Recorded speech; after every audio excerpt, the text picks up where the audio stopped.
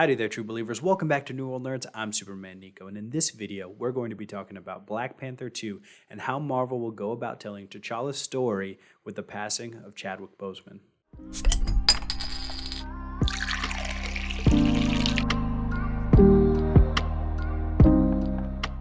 A massive talent gone from this world far too soon. Right now, we still don't know how the MCU is going to deal with his tragic passing, but the executive producer on the film, Victoria Alonso, said this when she was asked about if they were going to use a digital double for Chadwick Boseman in Black Panther 2. Deadliner reports, no, there's only one Chadwick, and he's no longer with us. Sadly, our king has died in real life, not only in fiction. And we're taking a little time to see how we continue the story and how to honor this chapter of what has unexpectedly happened to us. So painful and terrible, to be honest. Chadwick wasn't only a wonderful human being every day of the 5 years we spent together, but also, I believe, that what he did as a character elevated us as a company and has left his moment on history. We here at the channel refrain from talking about the future of Black Panther out of respect to the man Chadwick Boseman was. It seemed like the least important thing to talk about at the time, and it felt like we were doing a disservice to the real man by talking about a character he played in such a delicate time for his friends and family. However, this is what we do here at the channel, and if we are able to distract you even for a moment from all the stuff going on in your life, all the stuff going on in 2020, and this tragedy itself, then I think we've done something right. I'm really glad they're not going to be using a digital double. It seems disingenuous for a man that was anything but. Black Panther 2 hasn't even begun production. It's not like the situation with Paul Walker where they had already filmed some scenes and they just needed to shore up the rest of the film. And there were other leads to work off of and into the story. So no digital double, which I think is good, but there's another thing I don't want the MCU to do, and that's to recast Black Panther. There are three scenarios that I think would work business-wise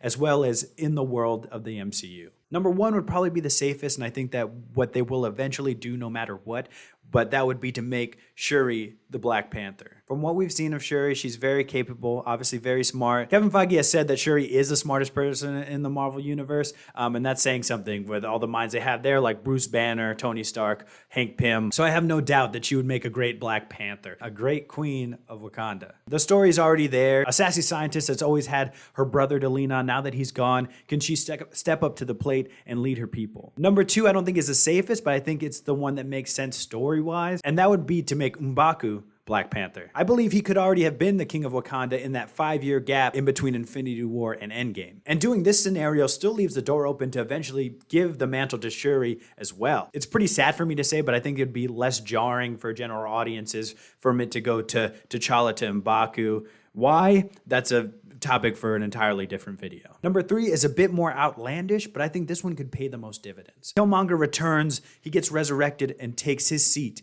at the head of the table. I didn't think of this one myself. I'd have to give all the credit to my mother. She called me and told me that this is exactly what they should do, and then I was like, heck yeah, I'm all about it. I'm on board. A lot more interesting than the other two, I think. The last time we saw Killmonger, he told T'Challa that he'd rather die than become a prisoner in Wakanda. T'Challa isn't the kind of person to let someone who wants to die get their way, as we saw with Zemo in Civil War. I'm not saying to give him the heart-shaped herb and put him in a suit and put him right on the throne. The whole movie should be about him finding out who he is and what kind of man he wants to be now that hatred for the people that killed his father and turned a blind eye to his brethren around the world as they suffered. Once that anger subsides, what's left?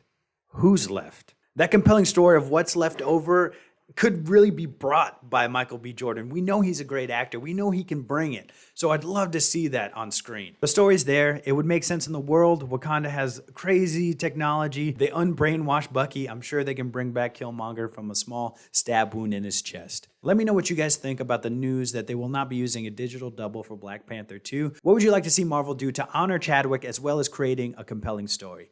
Thank you guys so much for watching this video. I very much appreciate it. Leave a like down below. Please subscribe to the channel if you haven't already. Hit that bell so you can get notifications every time we release a video or go live for a live stream. And keep nerding out there, true believers. Rest in peace, King.